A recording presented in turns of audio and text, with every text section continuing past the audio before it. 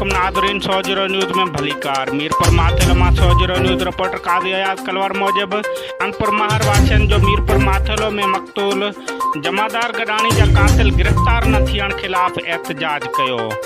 4 साल अॻु नौजवान खे क़त्ल कयो वियो हो, पर अञा ताईं जवाबदार आज़ाद घुमी रहिया आहिनि। जमादार गडाणी जा कातिल गिरफ़्तार न थियण ऐं कातिलनि तरफ़ां मौतमार धमकियूं ॾियण, घरनि मथां फायरिंग करण ख़िलाफ़ मक़तूल जे भाउ तारिक गडाणी ऐं ॿियनि दाहींदे चयो आहे त अॼु वरी गबोल ऐं पिताफ़ी बिरादरी जे माण्हुनि असांजे घरनि ते हमिलो करे असां मथां फायरिंग कई आहे। हाणे जवाबदार क़त्ल केस तां हथ खणाइण लाइ धमकियूं ॾेई रहिया आहिनि।